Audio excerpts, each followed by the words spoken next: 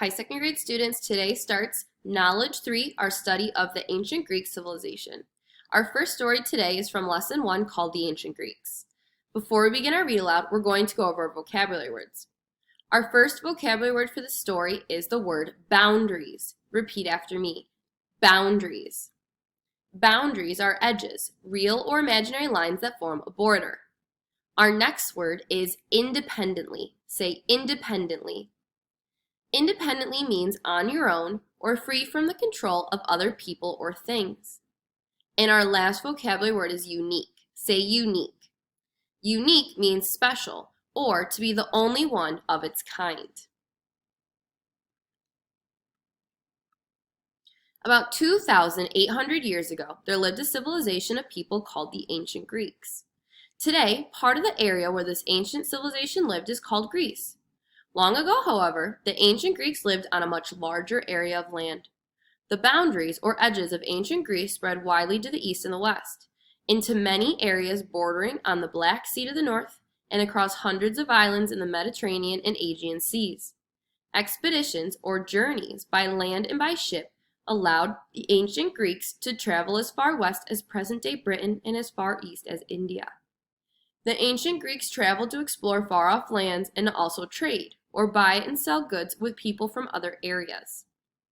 The ancient Greeks were similar to other ancient civilizations in some ways. They had writing systems, leaders and laws, religions, and different people to do different jobs.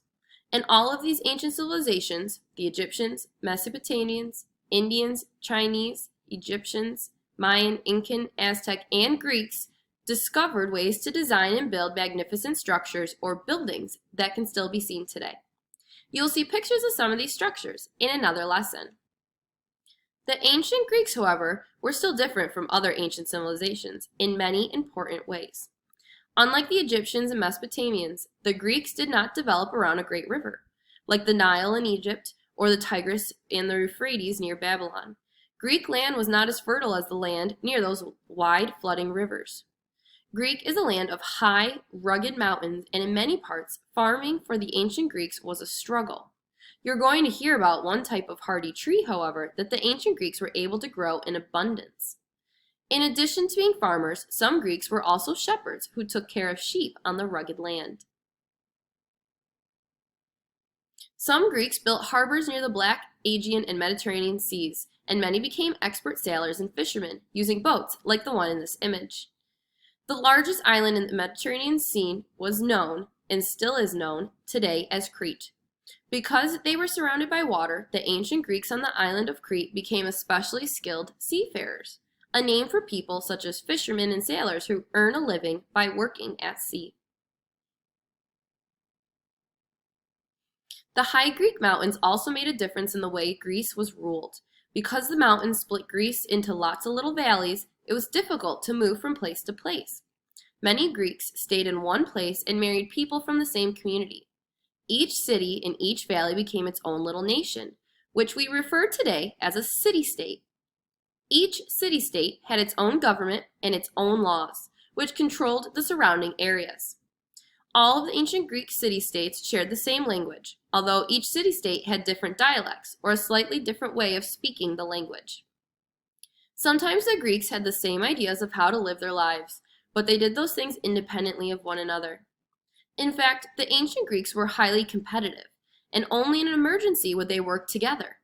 After each emergency, each city-state would go back to being independent and minding its own business.